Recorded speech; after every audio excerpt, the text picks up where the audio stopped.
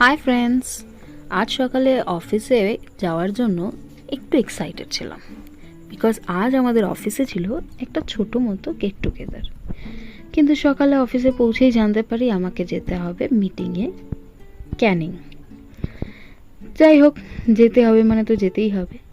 কিন্তু একটু গ্রামের দিকে যখন কোনো কাজ পড়ে তখন মন খারাপ না, মনটা একটু ভালোই হয়ে যায়, কারণ ডিস্টেন্সটা বেশ অনেকটাই।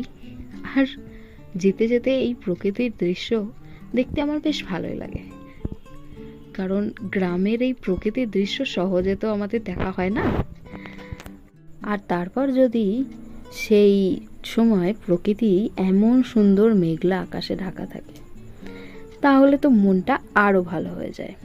যথারীতি এমন সুন্দর মেঘলা আকাশে মোড়া প্রকৃতির দৃশ্য দেখতে দেখতে পৌঁছে গেলাম ক্যানিং।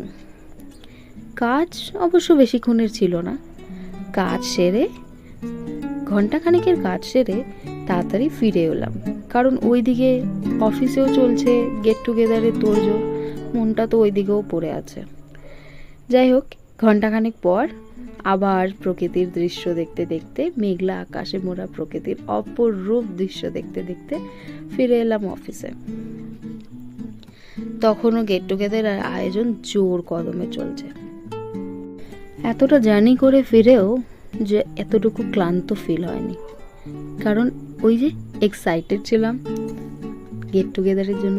এসে দেখি অলরেডি খাবার রেডি। খাবারে আজকে অনেক কিছু ছিল, তবে আমার জন্য, যেহেতু আমি ননভেজ অ্যাভয়েড করি, তাই জন্য আমার জন্য আনা হয়েছিল স্পেশাল ভেজ থালি। তো দুপুরের খাওয়া দাওয়া তো বেশ দারুণ হলো। খাওয়া দাওয়া সেরে সন্ধেবেলা বাড়ি ফিরে আসলাম।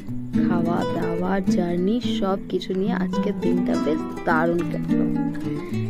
Thank you for watching.